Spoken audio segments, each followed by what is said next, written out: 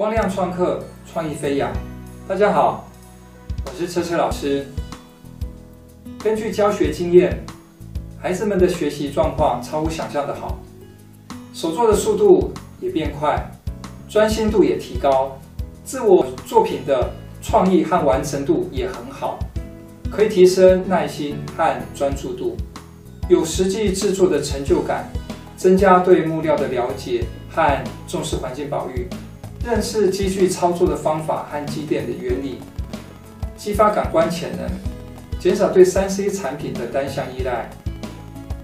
目前课程目标为下列5项：1、提供多元化的学习；2、提高学习动机；3、培养好的学习态度；4、激发学习的热忱；5、对学习充满期待。现在将内容逐一说明。第一，提供多元化的学习，提早让学员接触不同的物料，例如原木物料等，刺激触觉感官，借体验实验科学，从中了解不同物性的特点，鼓励孩子们多接触，增加学习的机会。2、提高学习动机，文字和逻辑的学习充满课堂，孩子们被动地接受知识教育，而不知其所以然。现在提供实物手作课程，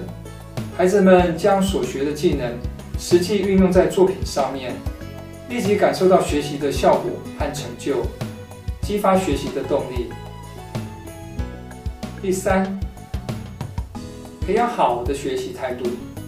在迷你车床课程中，马达旋转带动木料，孩子们需要专心地操作机具加工木料，让自己的作品能有更好的表现。经过几次的练习，逐渐改善不专心、烦躁、学习意愿低落等状况，作品会越来越好。第四，激发学习热忱，实物实作，真切感受。在课程亲手制作的过程中，立即实作验证，完成的作品就是对自己实作的最好奖励。从不断的学习中发现乐趣，进而激发学习的热忱。第五，对学习充满期待。每个课程主题有其教学目的，让孩子们透过手作课程学习相关的技能和激发潜能，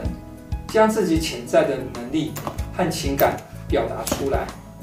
经由引导让孩子们发挥潜能，在过程中让孩子们自己再次被发掘和肯定。相关课程内容欢迎参阅光亮创客教学机构网站 lightmakerteacher.com。 感谢您的支持。